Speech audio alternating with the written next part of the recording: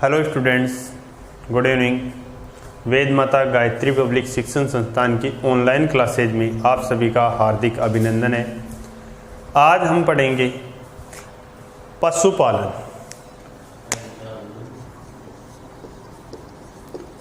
पशुपालन और उसमें है लेसन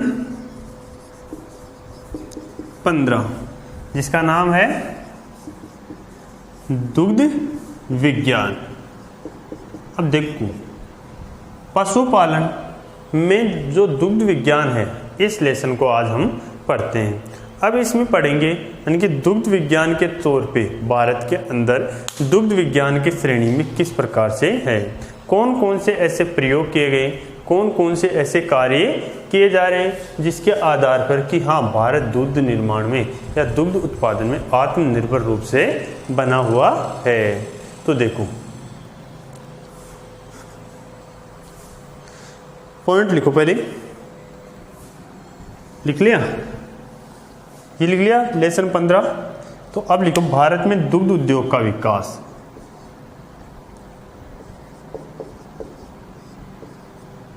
भारत में दुग्ध उद्योग का विकास। भारत में दुग्ध उद्योग का विकास किस प्रकार से है।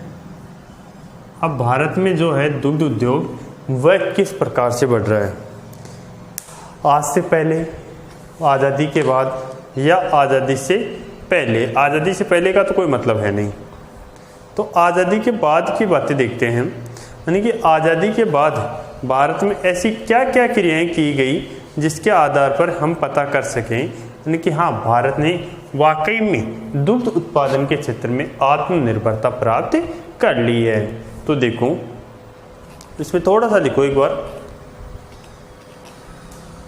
दुग्ध उत्पादन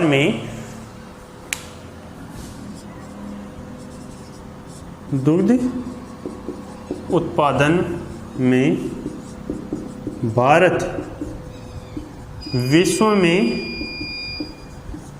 प्रथम स्थान पर है। विश्व में कहां पर है? प्रथम स्थान के ऊपर है, प्रथम स्थान पे है। 1951 में भारत का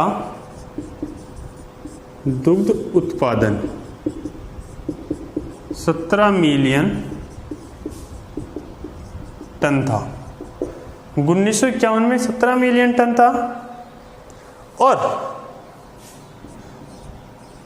2017 में 9.5 गुना वृद्धि करके 9.5 गुना वृद्धि करके 163.7 मिलियन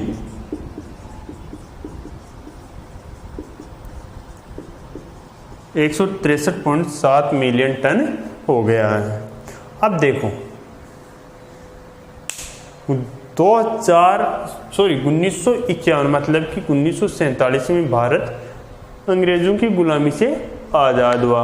उसके बाद में 1951 में जब भारत की पूर्ण रूप से बागडोर भारतीय राजनेताओं के हाथ में आ गई, उस समय भारत का जो दुग्ध उत्पादन था वो 17 मिलियन टन था। मतलब कि वृहद क्षेत्र के अंदर 17 मिलियन टन दुग्ध उत्पादन बिल्कुल कम था। तो उसमें अब 2017 के अनुरूप जब उनमें देखा गया कि कितनी, जो करंट डेटा है 2017 में 9.5 गुना वृद्धि, मतलब लगभग 10 गुना के समथिंग वृद्धि करके आज के समय में कितना हो रहा है? दुग्ध उत्पादन 163.7 मिलियन टन हो गया है। जिसमें से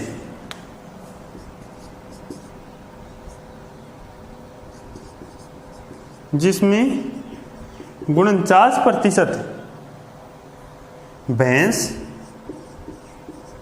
भैंसों से, 20% गायों से, 27%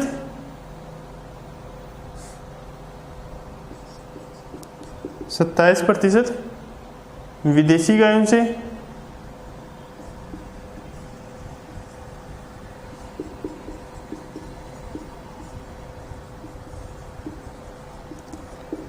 और शेष जो बचा है वो भेड़ बकरी और अन्य से।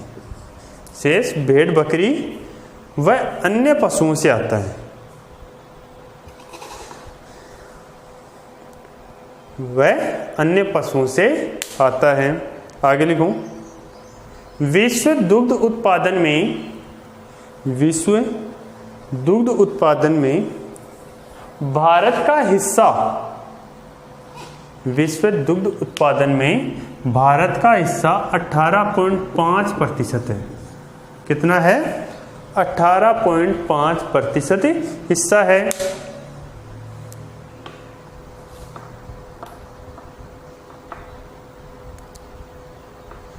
लिख लिया? अब अगले लाइन से लिखूं, राष्ट्रीय डेयरी विकास बोर्ड के अनुसार, राष्ट्रीय डेयरी विकास बोर्ड के अनुसार 2016-17 में प्रति व्यक्ति दुग्ध उपलब्धता 352 ग्राम प्रति व्यक्ति है। 352 ग्राम प्रति व्यक्ति है।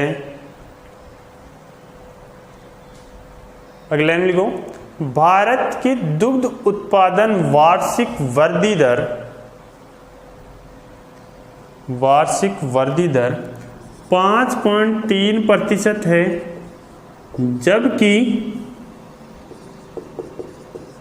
जबकि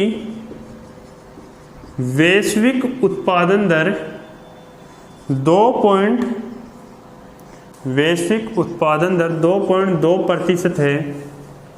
वैश्विक उत्पादन दर 2.2% है। भारत की कितनी है? 5.3% है। जबकि विश्व की जो है दुग्ध उत्पादन की वार्षिक दर जो है वो 2.2% वैश्विक वार्षिक है। आगे देखो, खाद्य एवं कृषि संगठन, खाद्य एवं कृषि संगठन के अनुसार, खाद्य एवं कृषि संगठन के अनुसार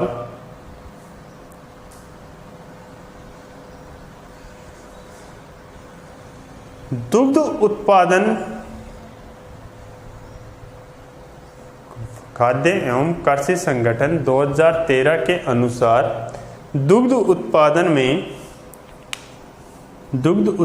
में भारत 18%, यूएसए 12%, ब्राजील व चीन 5% और रूसी संगठन, संयुक्त राज्य रूसी संगठन 4% है।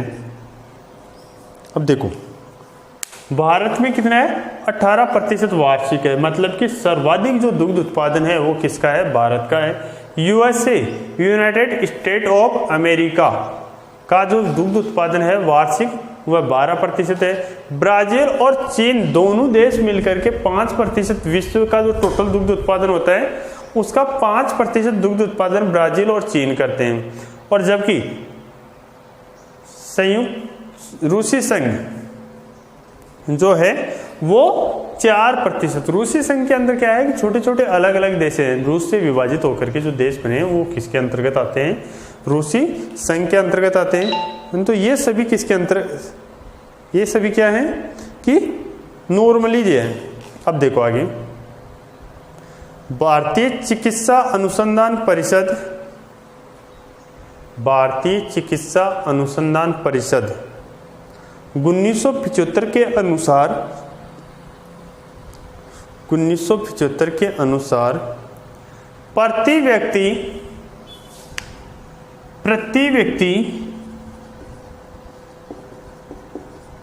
प्रतिदिन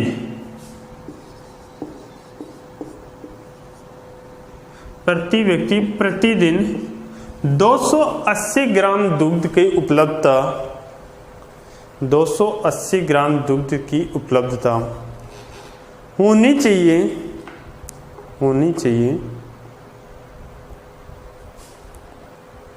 अब देखो होनी चाहिए। अब देखो हेडिंग डालो, भारत में दुग्ध उत्पादन व प्रति व्यक्ति दुग्ध उपलब्धता। हमारी जो चिकित्सा अनुसंधान संस्थान है उसके अनुसार बताया गया है कि हाँ, स्वस्थ रहने के लिए जो व्यक्ति को दूध की आवश्यकता होती है मिनरल्स की, वो 280 ग्राम प्रति व्यक्ति प्रतिदिन होनी चाहिए। लेकिन हमारे यहाँ पे तो 352 है, तो सामान्य से तो हम कई गुना कई ज्यादा है। तो देखो सारणी बनाओ एक इस प्रकार से,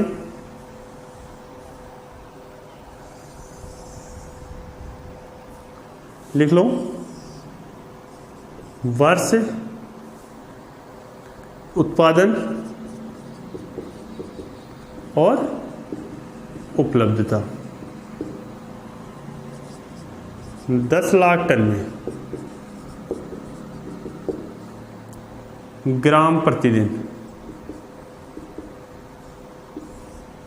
अब देखो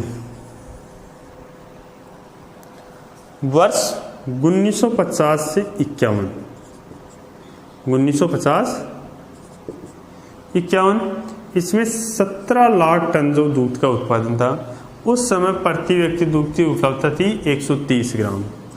फिर 2014-15 में 146.3 ग्राम 3 लाख टन, और यहाँ पे दुग्ध की उपलब्धता हुई 322 ग्राम। 2015-16 में 155.5 मिलियन टन, और यहाँ पे दूध की उपलब्धता हो गई 337 ग्राम।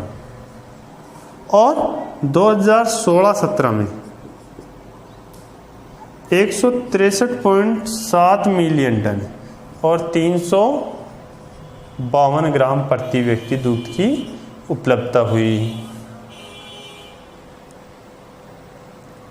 नीचे लिख लो, ये आंकड़े 2016-17 के अनुसार हैं। ये आंकड़े 2016-17 के अनुसार हैं। ये आंकड़े 2016-17 के अनुसार हैं।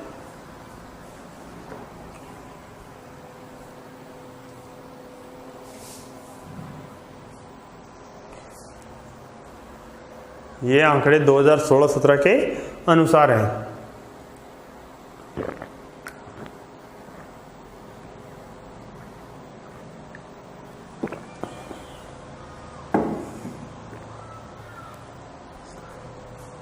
अब हेडिंग लिखो,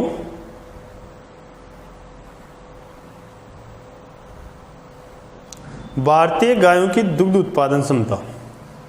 लिख लिया? फटाफट उतार दो इसको।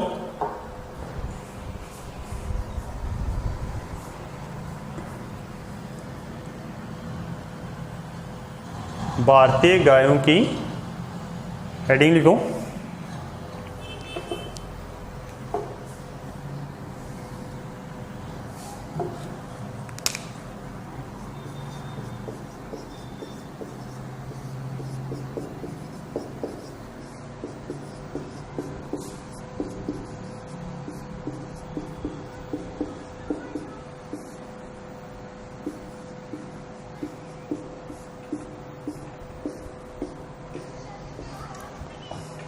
भारतीय गायों की दुग्ध उत्पादन क्षमता। अब देखो भारतीय गायों की दुग्ध उत्पादन क्षमता क्या है।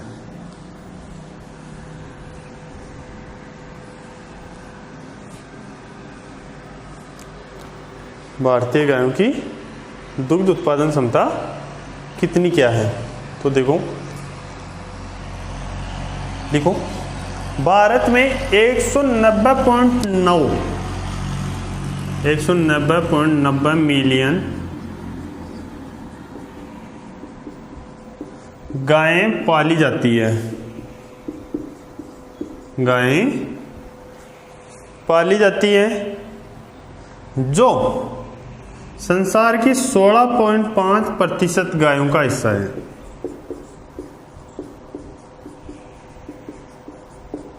जो क्या है, संसार की कितनी प्रतिशत गायें हैं? 16.5। तथा एक भारतीय गाय का औसत दुग्ध उत्पादन, एक भारतीय गाय का औसत दुग्ध उत्पादन 1600 लीटर प्रति वर्ष है। 1600 लीटर प्रति वर्ष है।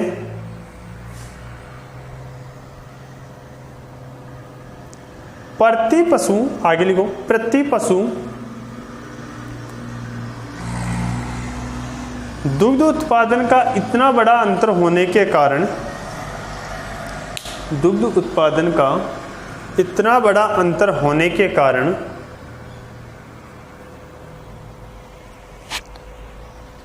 विदेशी नस्लों का दुग्ध उत्पादन भारतीय गायों की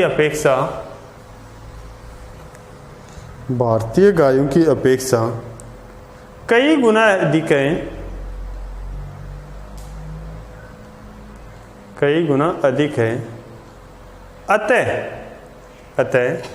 भारत में भी नस्ल सुधार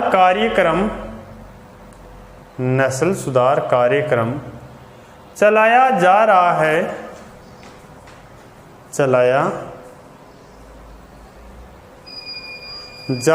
है।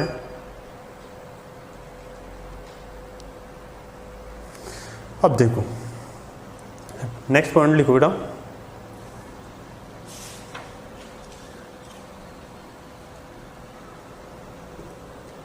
नेक्स्ट लिख लिया?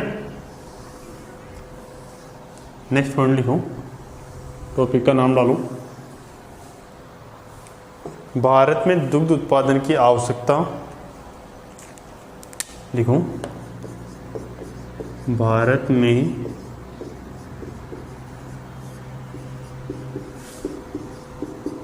उत्पादन की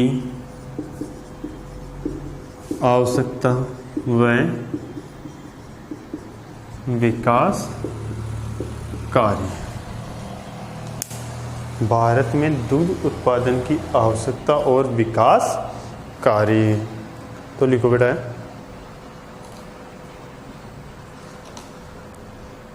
दुग्ध उत्पादन में लिखो, दुग्ध उत्पादन में भारत विश्व में प्रथम स्थान होने के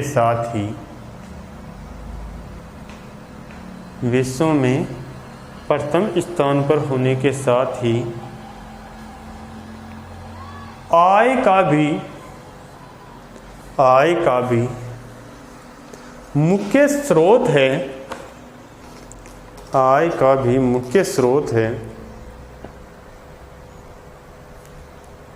आय का भी मुख्य स्रोत है। आगे लिखो, अगले लाइन में भारत सरकार के द्वारा नस्ल सुधार कार्यक्रम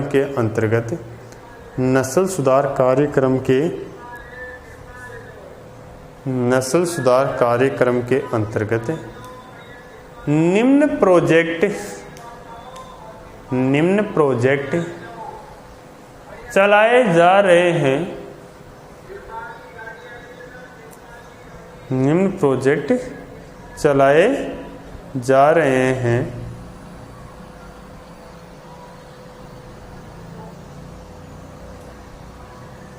तो पहला देखो कौन कौन से प्रोजेक्ट चलाए जा रहे हैं।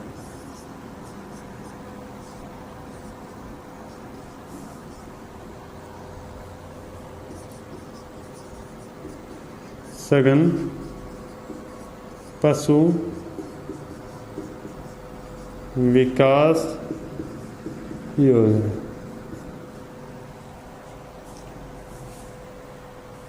सघन पशु विकास योजना।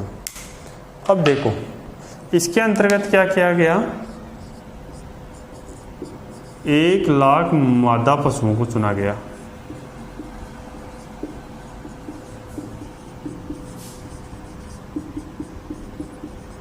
क्या किया गया था, 1,00,000 मादा पशुओं को चुना गया।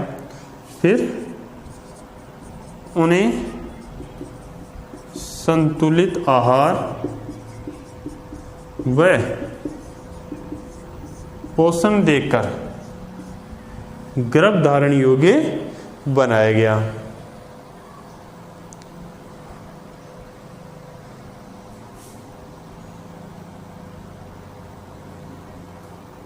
गर्भधारण योग्य देकर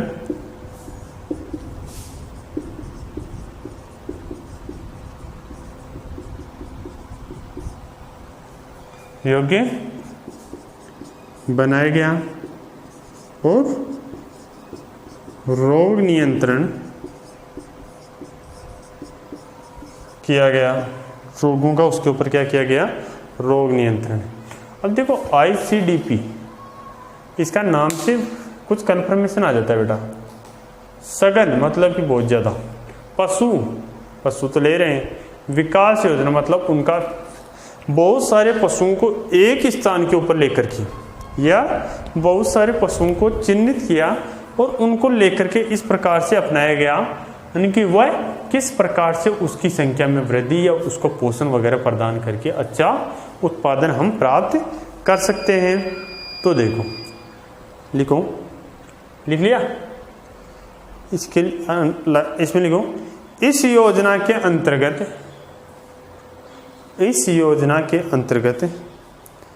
प्रजनन योग्य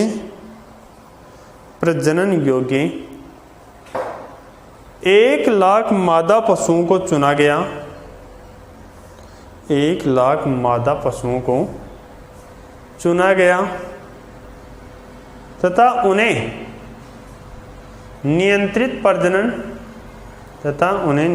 प्रजनन, संतुलित आहार व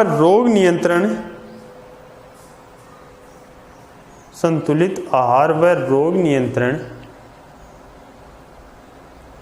की पूर्ण सुविधा उपलब्ध कराई गई,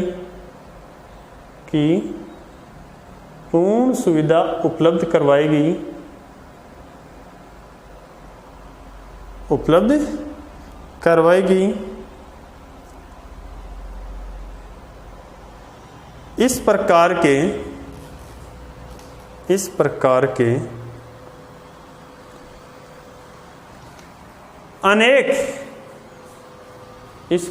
के अनेक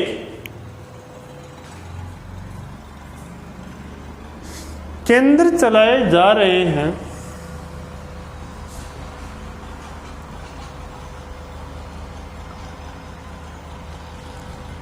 केंद्र चलाए जा रहे हैं। दूसरी योजना क्या थी बेटा, उन्नत नस्ल के सांडों से संकरण।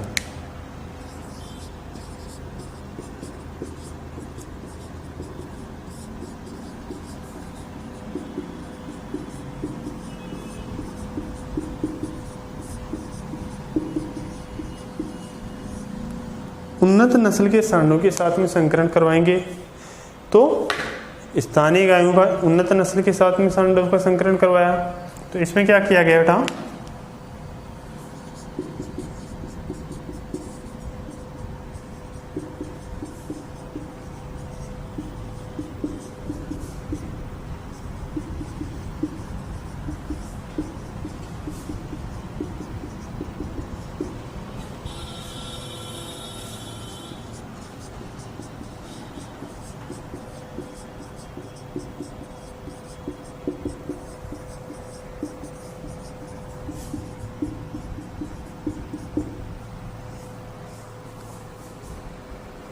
देखो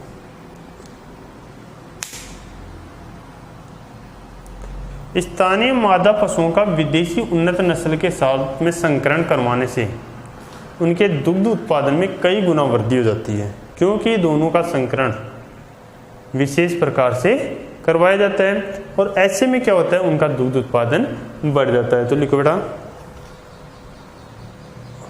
स्थानीय मादा पशुओं का संकरण, स्थानीय मादा पशुओं का संकरण विदेशी उन्नत नस्ल के सांडों के साथ करवाकर, विदेशी उन्नत नस्ल के सांडों के साथ करवाकर दुग्ध उत्पादन में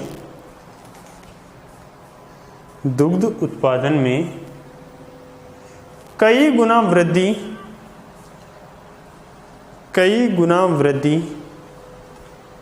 की जा सकती है, कई गुना वृद्धि की जा सकती है।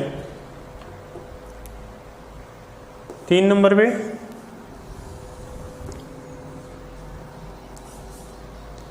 तीसरा था बेटा कृत्रिम गर्भाधान।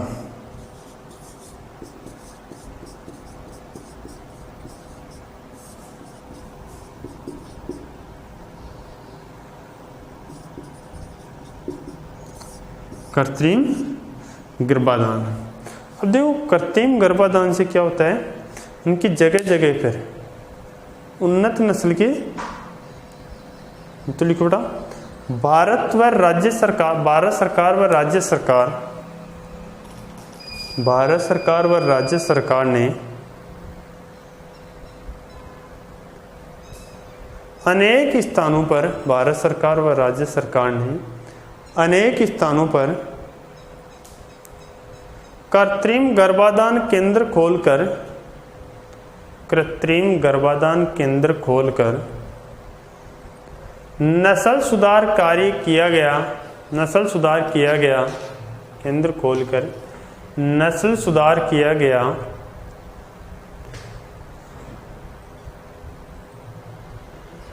नोट लगा लिखो, कृत्रिम गर्भाधान की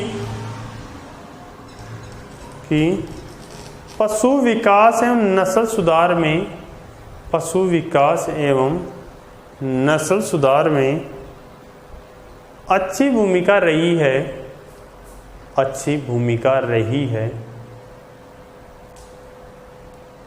अच्छी भूमिका रही है। लिख लिया? आगे देखो, भ्रूण स्थानांतरण तकनीकी।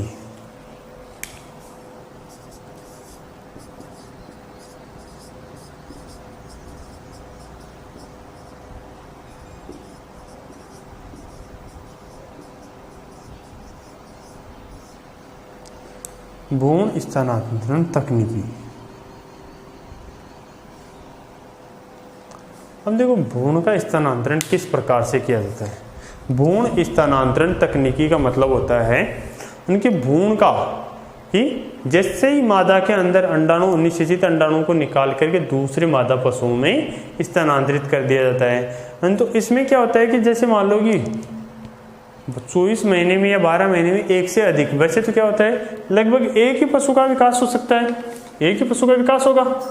अरे वैसे कृत्रिम रूप से या नेचुरल रूप से करवाया जाए, इनमें आर्टिफिशियल रूप से ना करवा करके नेचुरल फर्टिलाइजेशन करवाया जाए, तो इनमें क्या होगा कि एक साल में एक ही बच्चा उत्पन्न किया जा सकता है। लेकिन इससे क्या होता है, भ्रूण स्थानांतरण तकनीकी के द्वारा कम समय में 12 से 18 महीने में कम से कम 25 बच्चे तैयार किए जा सकते हैं। तो लिखो बेटा,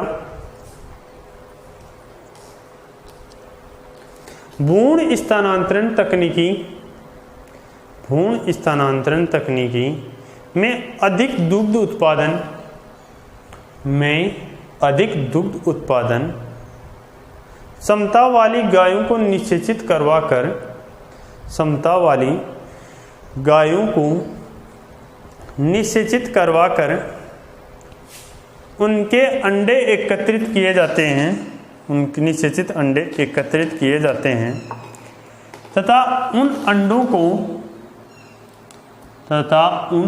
को दूसरी मादा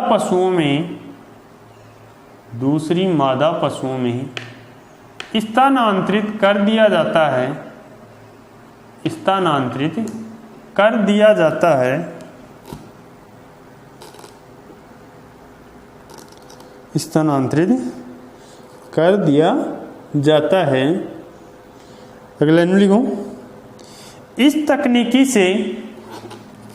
तकनीकी से 12 से 18 महीने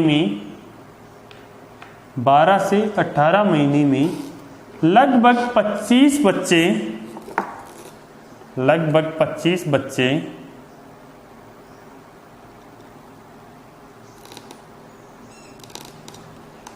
तैयार किए जा सकते हैं। लगभग 25 बच्चे तैयार किए जा सकते हैं।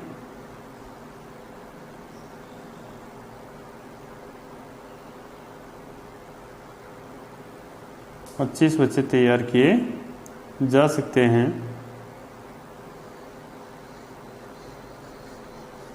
अगली लाइन में लिखो,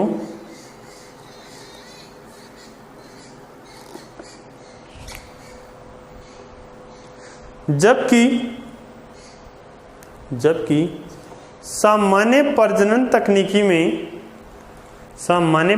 विधि में सिर्फ एक ही बच्चा, जबकि सामान्य प्रजनन विधि में या एक ही बच्चा एक वर्ष में तैयार किया जाता है।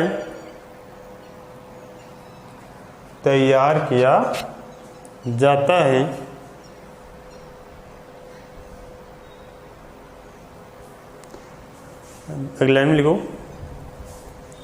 आनुवांशिक नस्ल सुधार में यह तकनीकी काफी कारगर सिद्ध हुई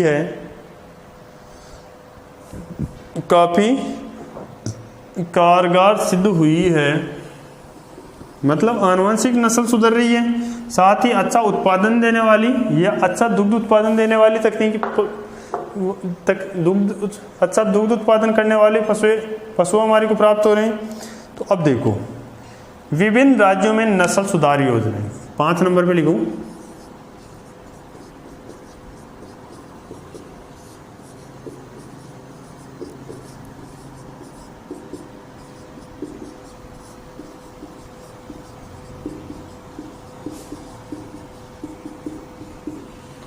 विभिन्न राज्यों में नस्ल सुधार योजनाएं। इसमें से 1 नंबर पे लिखो, Indo Danish project.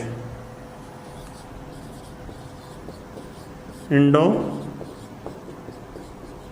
Danish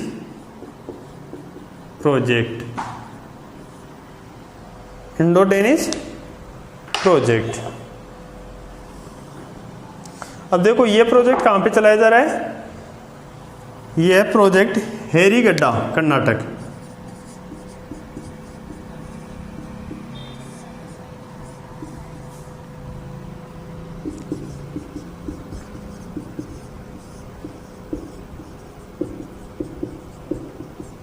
हेरीगड्डा Karnataka में चलाया जा रहा है, जिसका संकरण देखो, संकरण स्थानीय मादा पशु प्लस रेड डेन नस्ल के नर के साथ में करवाया गया है। रेड डेन नस्ल के नर के साथ में करवाया जा रहा है। तो लिखो बेटा इसमें, यह प्रोजेक्ट हेरीगड्डा कर्नाटक में चलाया जा रहा है। यह प्रोजेक्ट हेरीगड्डा कर्नाटक में चलाया जा रहा है।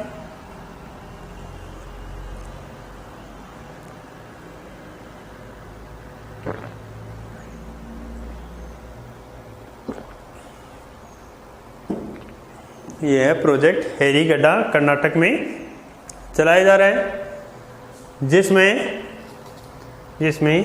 स्थानीय मादा पशुओं का संकरण रेड डेन नस्ल के नर के साथ में करवाया गया है। रेड डेन नस्ल के नर के साथ में करवाया गया है।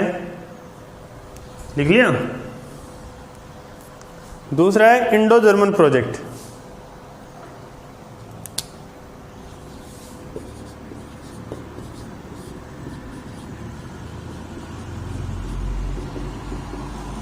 इंडो जर्मन प्रोजेक्ट, और यह कहाँ पे चलाया गया है? मंडी हिमाचल और अल्मोड़ा यूपी में। कहाँ पे?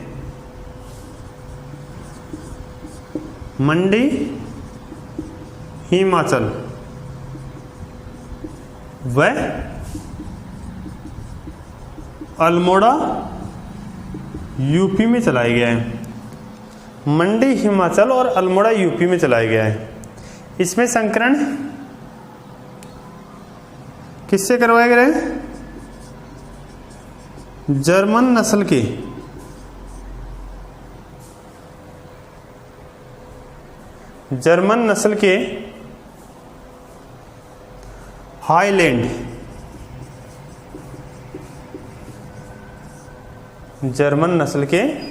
हाईलैंड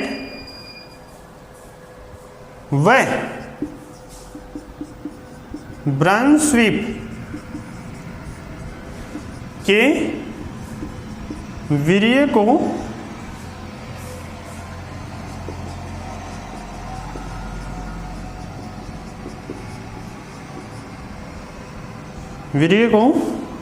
स्थानीय गायों में वीर्य से स्थानीय गायों को गर्भित करवाया गया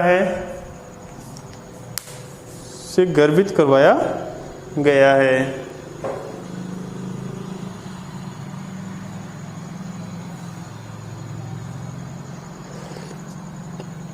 करवाया गया है। लिख लिया।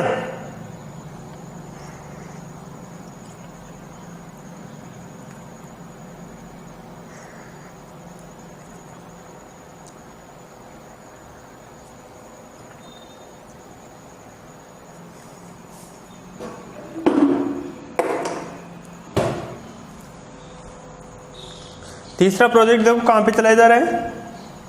कौन सा है? Indo Swiss project.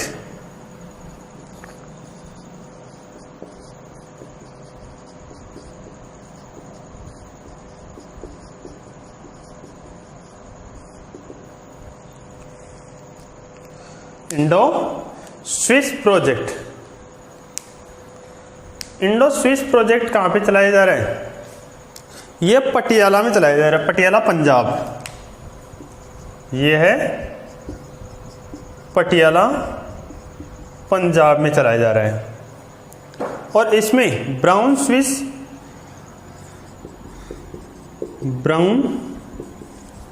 स्विस का संकरण किसके? हरियाणवी व साहिवाल।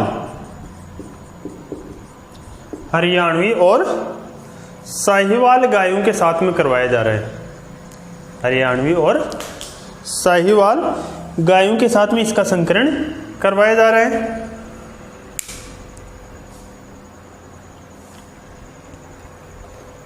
लिख लिया? तो लिखो इंडो स्विस में यह प्रोजेक्ट पटियाला पंजाब में चलाया जा रहा है। यह प्रोजेक्ट पटियाला पंजाब में चलाया जा रहा है। यह प्रोजेक्ट पटियाला पंजाब में चलाया जा रहा है। इस प्रोजेक्ट में ब्राउन स्विस गाय का संकरण, ब्राउन स्विस नर का संकरण,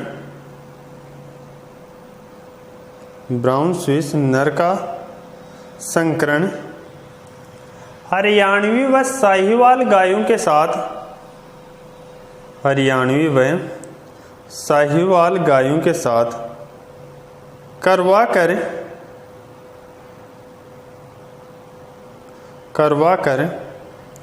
नस्ल सुधार कार्यक्रम किया जा रहा है, नस्ल सुधार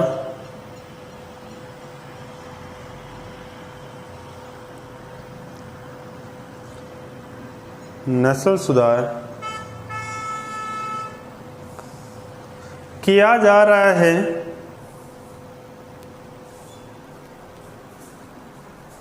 नस्ल सुधार किया जा रहा है।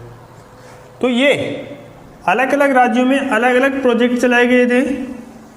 इंडो स्विस, अल्मोड़ा यूपी में, मंडी हिमाचल, पटियाला, अलग अलग राज्यों में, मतलब 4 से 5 राज्यों में अलग अलग जगह पे चलाया गया और अलग अलग नर का संकरण अलग अलग मादाओं के साथ में करवाया गया। अब नेक्स्ट देखो, संतति परीक्षण। छठवां है संतति परीक्षण।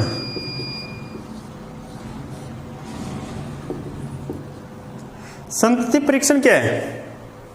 देखो बेटा, संतति परीक्षण में क्या होता है, तो देखो लिखो इसमें, प्रत्येक राज्य में अच्छी नस्ल के सांडों से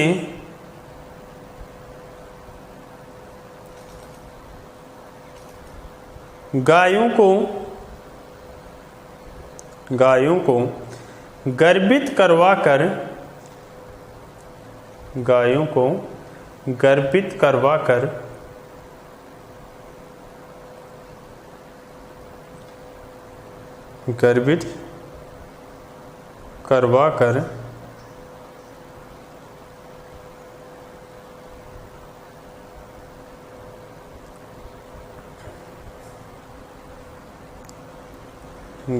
करवा कर उनसे उत्पन्न होने वाली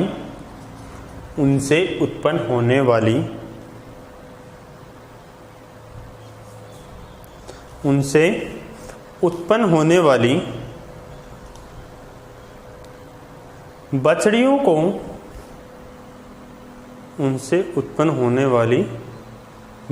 को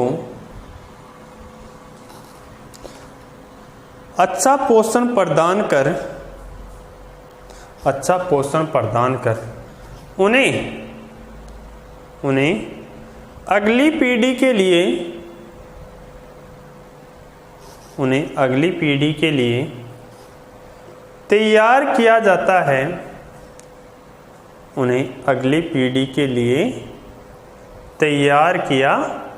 जाता है।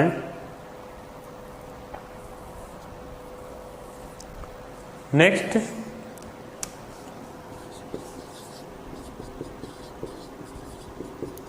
गौशाला एवं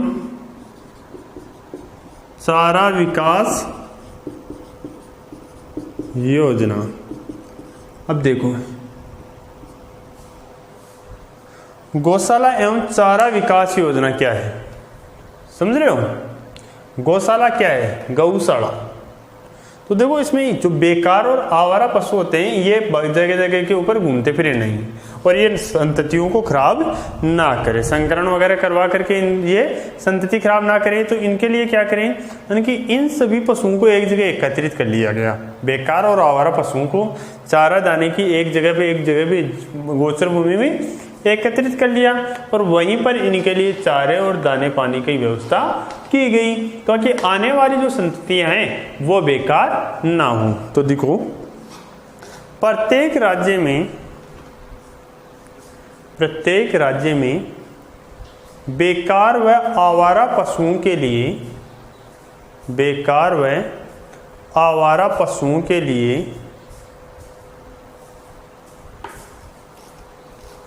गौशाला में रखने की योजना शुरू की गई। गौशाला में रखने की योजना शुरू की गई,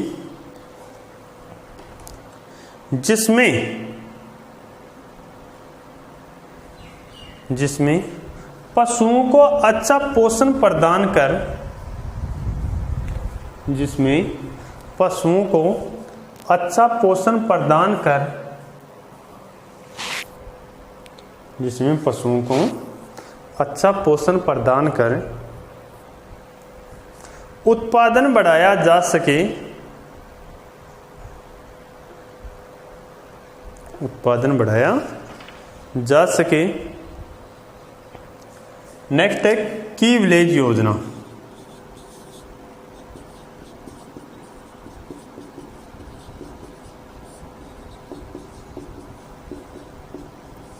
देखो ये योजना जो है की विलेज योजना 5 प्रत्येक गांव में की जाती है, 5 वर्षीय पंचवर्षीय योजना के अंतर्गत आती है। तो देखो लिखो इसमें प्रत्येक पंचवर्षीय योजना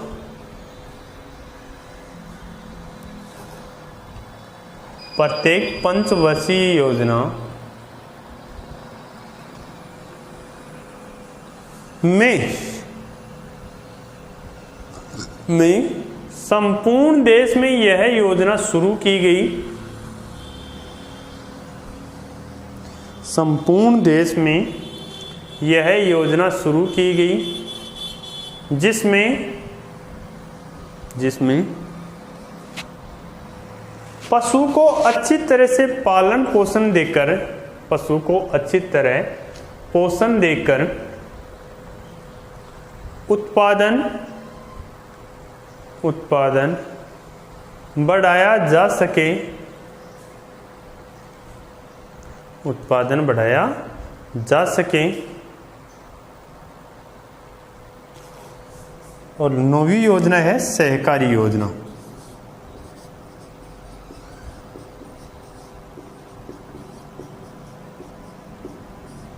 तो लिखो सहकारी योजना।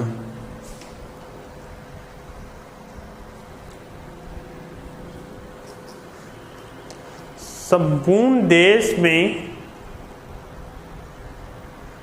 लिखो बेटा इसमें संपूर्ण देश में सहकारी डेयरी स्थापित की गई, सहकारी डेयरी स्थापित की गई, जिसका डेयरी विकास में बहुत बड़ा योगदान है, जिसका डेयरी विकास में बहुत बड़ा योगदान है।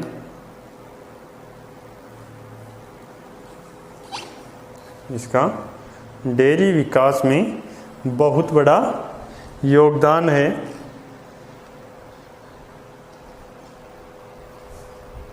तथा डेयरी से संबंधित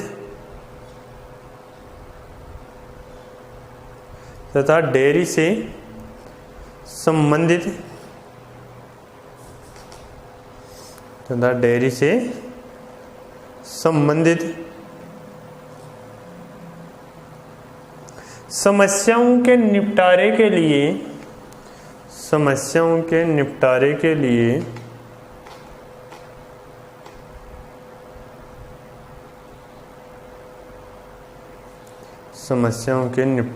लिए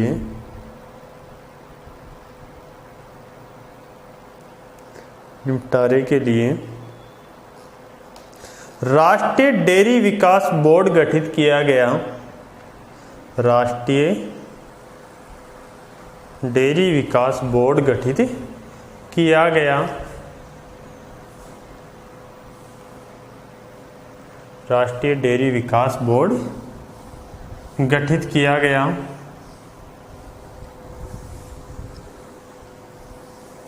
अब देखो राष्ट्रीय डेयरी विकास बोर्ड, तो हेडिंग लिखो बेटा।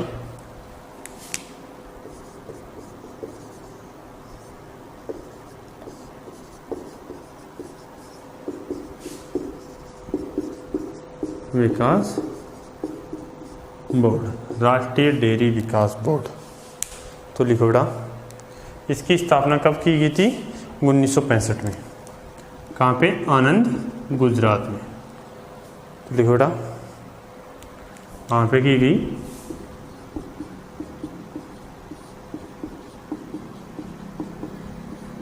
लिखो राष्ट्रीय डेयरी विकास बोर्ड की स्थापना राष्ट्रीय डेयरी विकास बोर्ड की स्थापना 1965 में आनंद गुजरात में की गई। आनंद गुजरात में की गई तथा इसके क्षेत्रीय कार्यालय दिल्ली,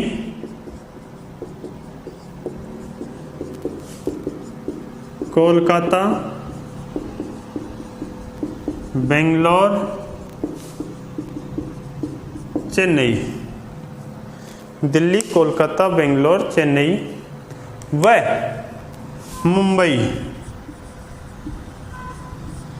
मुंबई में स्थापित किए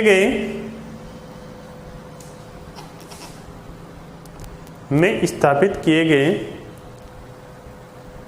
नोट लगा के लिखो। संसार की यह सबसे बड़ी योजना थी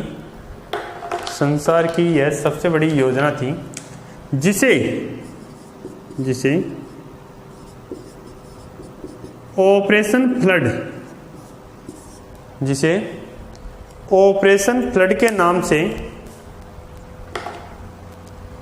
जाना जाता है।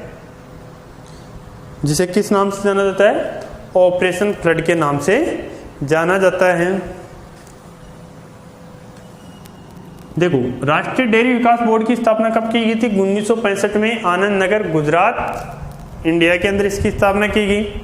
इसके मुख्यालय, क्षेत्रीय मुख्यालय कहाँ पे थे? दिल्ली में बनाया गया, कोलकाता, बेंगलोर, चेन्नई और मुंबई में बनाया गया। यह संसार की सबसे बड़ी योजना थी। क्या थी बेटा?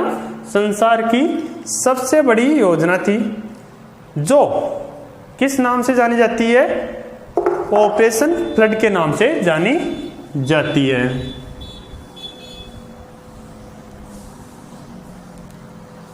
ऑपरेशन फ्लड के नाम से जानी जाती है। अब हेडिंग लिखो, भारतीय डेयरी निगम। भारतीय डेयरी निगम। तो लिखो भारतीय डेयरी निगम। भारतीय डेयरी निगम। तो देखो बेटा, भारतीय डेयरी निगम, राष्ट्रीय डेयरी विकास बोर्ड, भारतीय डेयरी निगम की स्थापना कब की गई थी? 3 जनवरी 1970। कब? 3 जनवरी 1970 को इसकी स्थापना की गई। और स्थापना कहाँ पे की गई थी? भारतीय डेयरी निगम की स्थापना। तो लिखो, भारत सरकार ने भारतीय डेयरी निगम की स्थापना 3 जनवरी 1970 को की गई। कि यह निगम ऑपरेशन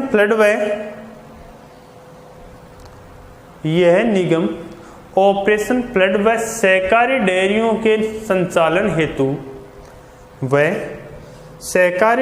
के संचालन हेतु राष्ट्रीय डेयरी विकास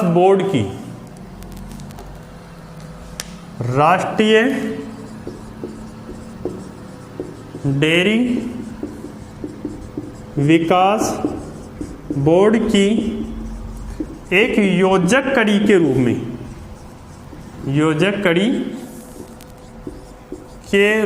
में कार्य करता है। योजक कड़ी के रूप में कार्य करता है मतलब कि भारतीय डेयरी निगम जो है वो किसके अंडर में कार्य करता है? राष्ट्रीय डेयरी विकास बोर्ड के अंतर्गत कार्य करता है। नेक्स्ट लिखो, श्वेत क्रांति।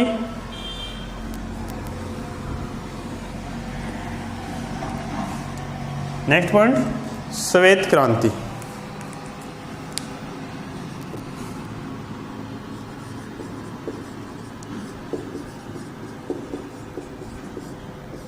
देखो श्वेत क्रांति क्या है, तो लिखो बेटा, डेयरी के क्षेत्र में आत्मनिर्भर होने के लिए, डेयरी के क्षेत्र में आत्मनिर्भर होने के लिए श्वेत क्रांति का सूत्रपात किया गया। डेयरी के क्षेत्र में आत्मनिर्भर होने के लिए श्वेत क्रांति का श्वेत क्रांति का सूत्रपात किया गया, श्वेत क्रांति का सूत्रपात किया गया।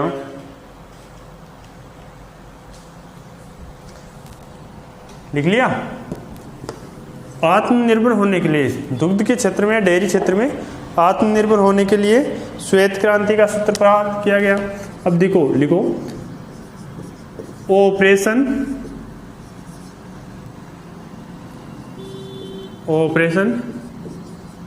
फ्लड प्रथम चरण। ऑपरेशन फ्लड का प्रथम चरण कब स्टार्ट किया गया था? 1970 में। तो लिखो बेटा, इसमें फटाफट लिखते रहो। लिखो, ऑपरेशन फ्लड का प्रथम चरण 1970 में शुरू किया गया। ऑपरेशन फ्लड का प्रथम चरण 1970 में शुरू किया गया।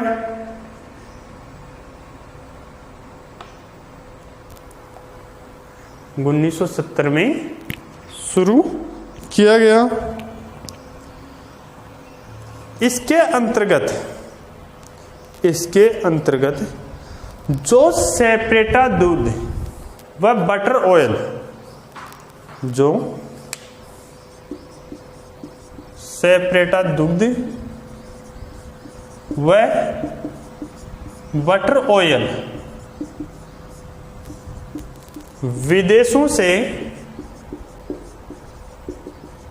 अनुदान के रूप में, विदेशों से अनुदान के रूप में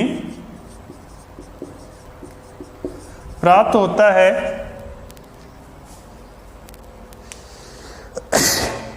विदेशों से अनुदान के रूप में प्राप्त होता है, उससे दुग्ध तैयार करके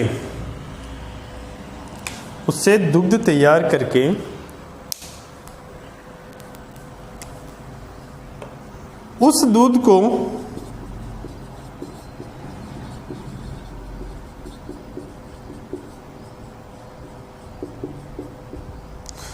दूध को दिल्ली, मुंबई, कोलकाता व मद्रास, दिल्ली, मुंबई, कोलकाता व मद्रास में बेचा गया।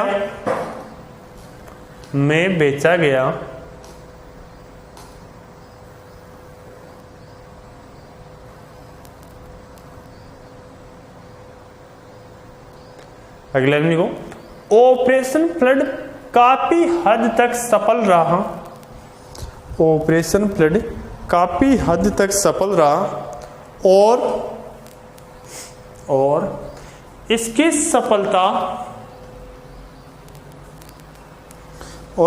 सफलता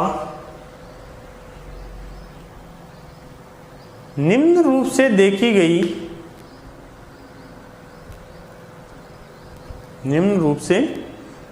गई। अगला लिखो, ऑपरेशन फ्लड के शुरुआत में प्रति व्यक्ति दुग्ध की उपलब्धता 105 ग्राम थी। ऑपरेशन फ्लड की शुरुआत के समय प्रति व्यक्ति दुग्ध की उपलब्धता 105 ग्राम थी, जो बढ़कर 122 ग्राम प्रति व्यक्ति प्रति दिन हो गई। 122 ग्राम प्रति व्यक्ति प्रतिदिन हो गई।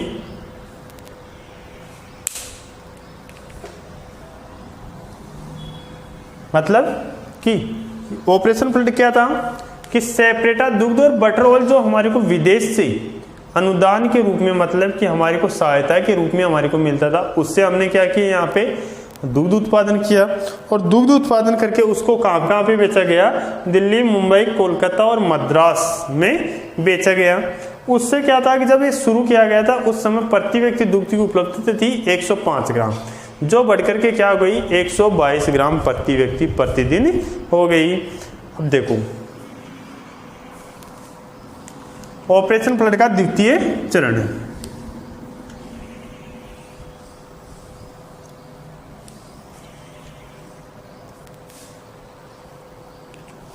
द्वितीय चरण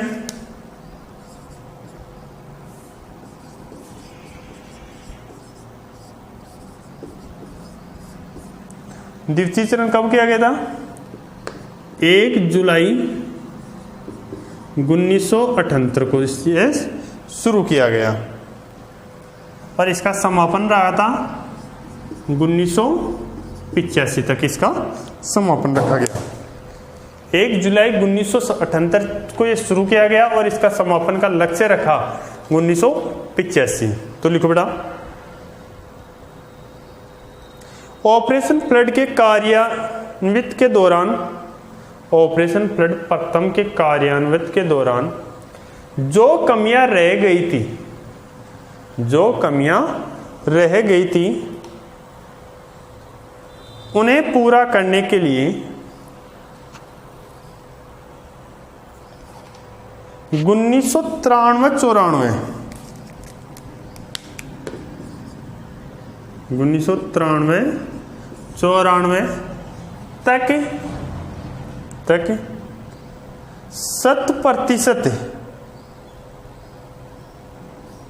100%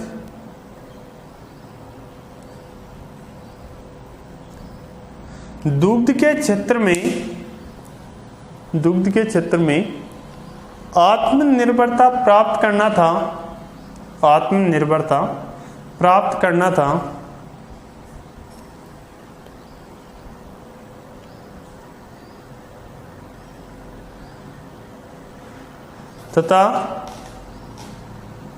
तथा 1993-94 में एकीकृत डेयरी विकास कार्यक्रम, कौन सी योजना चलाई गई? एकीकृत डेयरी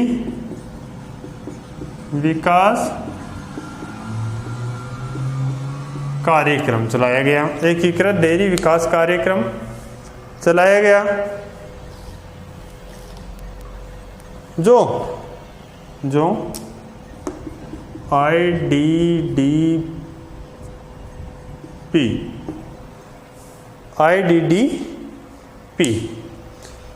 चलाया गया। इसका मुख्य कार्य था कि ऑपरेशन फ्लड में रही कमियों को दूर करना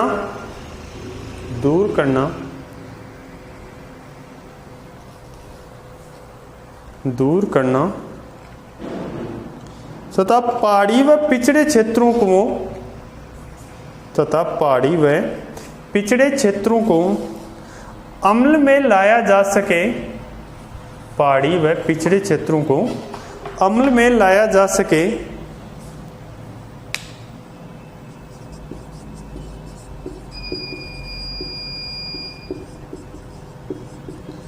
पहाड़ी व पिछड़े क्षेत्रों को अमल में लाया जा सके।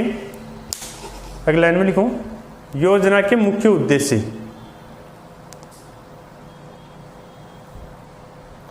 क्या क्या उद्देश्य थे योजना के? पॉइंट लिख लो।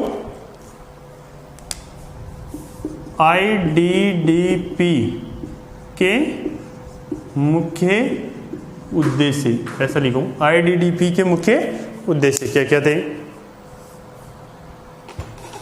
लिखो। पहला, दुधारू मवेशियों का विकास या दुधारू पशुओं का विकास। देखो फटाफट लिखते रहो। पहला उद्देश्य था दुधारू पशुओं का विकास। दूसरा था तकनीकी ज्ञान उपलब्ध करवाना। तीसरा था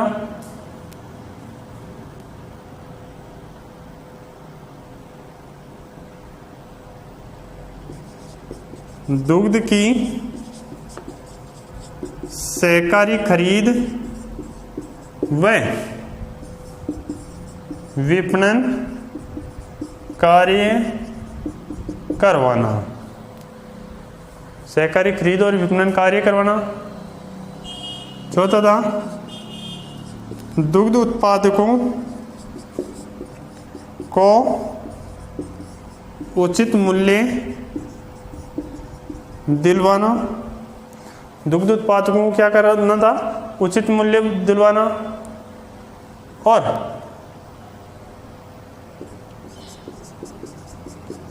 सामाजिक आर्थिक व पौष्टिक सहायता उपलब्ध करवाना। सामाजिक, पौष्टिक और आर्थिक सहायता या स्थिति में सुधार लाना, ये इसके उद्देश्य थे बेटा।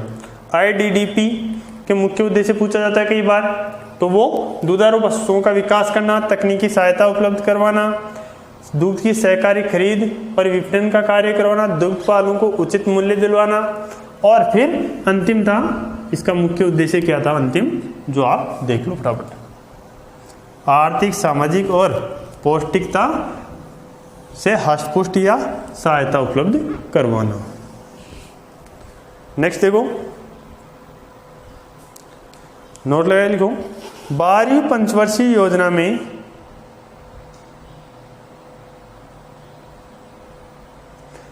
लिखो अगली लाइन में, 12वीं पंचवर्षीय योजना में, सॉरी ऐसा लिख लो, नेशनल लाइव मिशन, नेशनल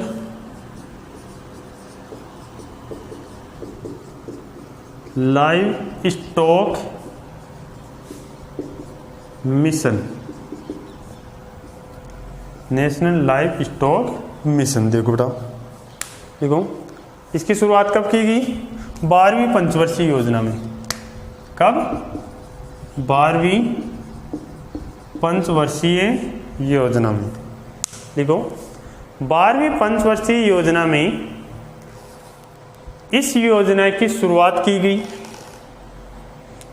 12वीं पंचवर्षीय योजना में इस मिशन की शुरुआत की गई, जिसके तहत पशुओं को चारा दाना, चारे व दाने की मांग व उपलब्धता में स्थित अंतर को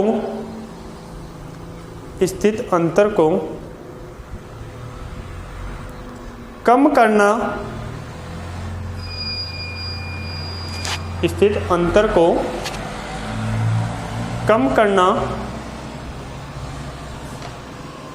अंतर को कम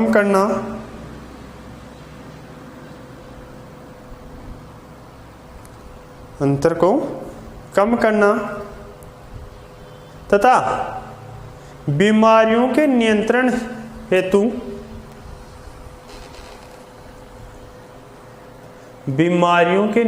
हेतु विशेष कार्यक्रम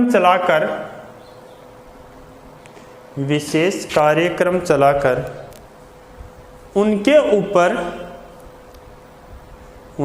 ऊपर प्रभावी ढंग से कार्य करना, जैसे FMD, PPR, माल्टा ज्वर या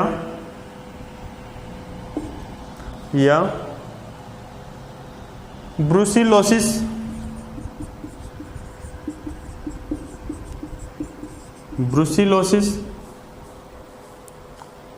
क्लासिकल स्वाइन ज्वर,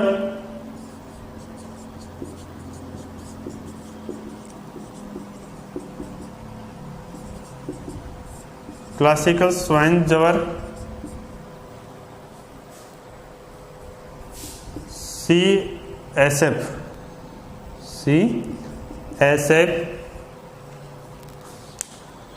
क्लासिकल स्वाइन ज्वर,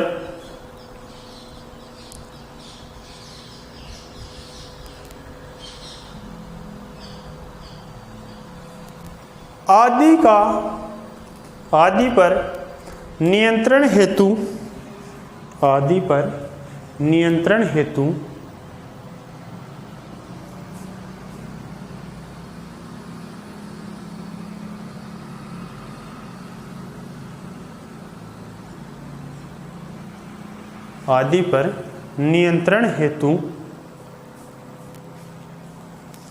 विशेष कार्यक्रम चलाए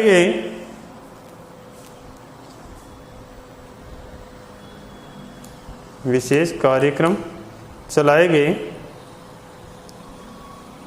अब इसका आगे देखो, राजस्थान में डेयरी विकास योजना,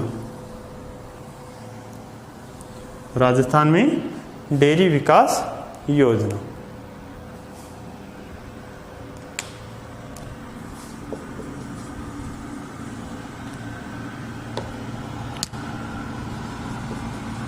राजस्थान में डेयरी का विकास,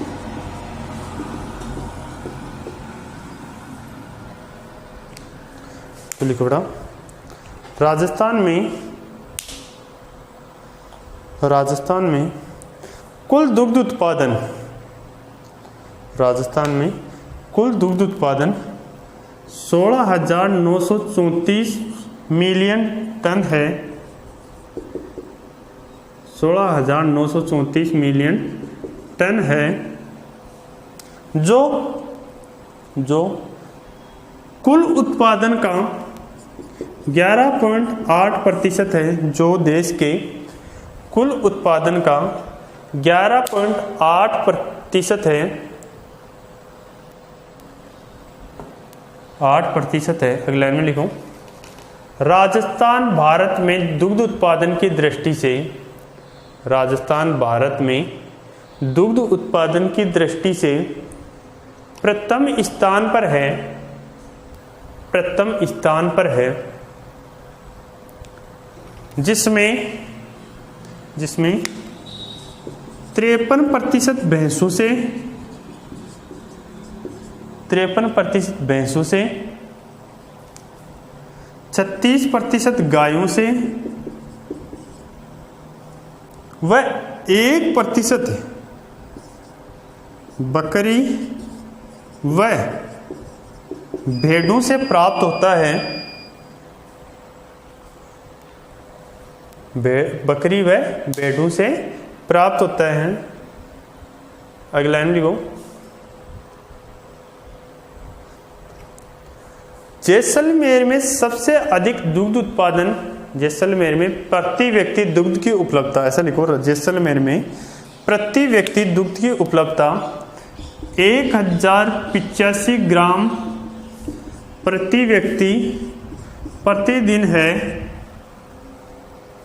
1085 ग्राम प्रति व्यक्ति प्रतिदिन है। अगला हम लिखो, राजस्थान कोऑपरेटिव डेयरी फेडरेशन, लिख लिया।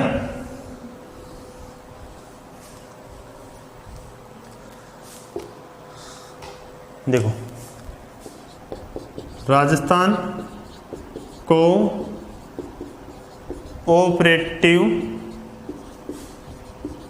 डेयरी फेडरेशन,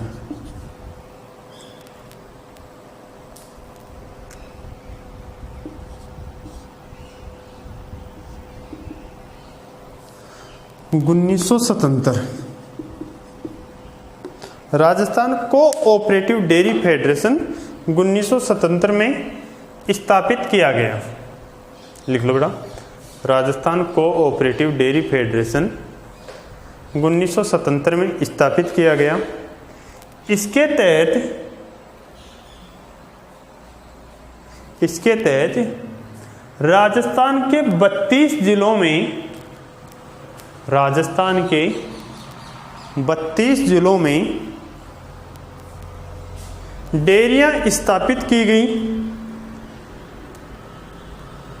डेयरियां स्थापित की गई जिनका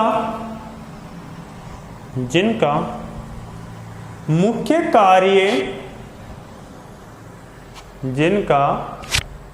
कार्य डेयरी तथा डेयरी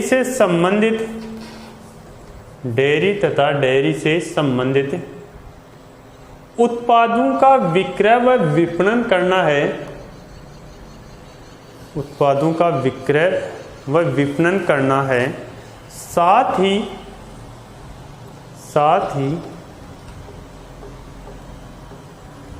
ही इनके विकास का सफलतापूर्वक संचालन भी करना है, साथ ही इनके विकास का सफलतापूर्वक संचालन करना भी है।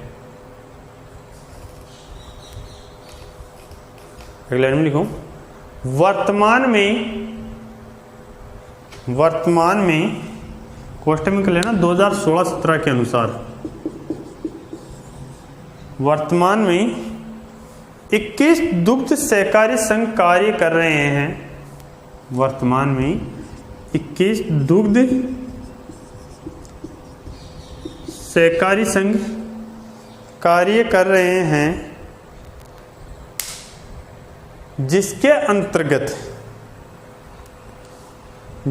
अंतर्गत ग्रामीण स्तर पर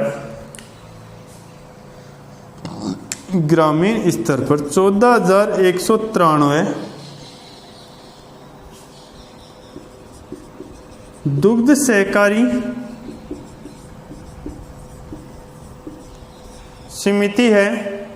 समितियां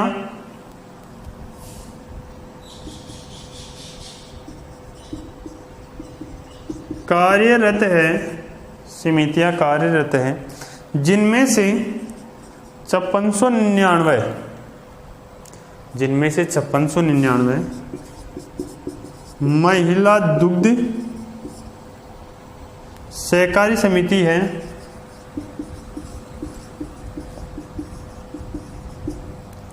महिला दुग्ध सहकारी समितियां हैं, जिनमें से 5699 महिला दुग्ध सहकारी समितियां हैं। अगली लाइन में लिखूं, महिला दुग्ध सहकारी समिति का मुख्य उद्देश्य, महिला दुग्ध सहकारी समिति का मुख्य उद्देश्य महिलाओं को प्रोत्साहन करना है, महिलाओं को प्रोत्साहन करना है। लिख लिया बेटा। तो आज की इस क्लास के अंदर हमने लेसन 15 कंप्लीट कर लिया है। अगली क्लास में हम फिर से नए टॉपिक के ऊपर नए चैप्टर के साथ में हम फिर से मिलेंगे। तब तक के लिए जय हिंद, जय भारत।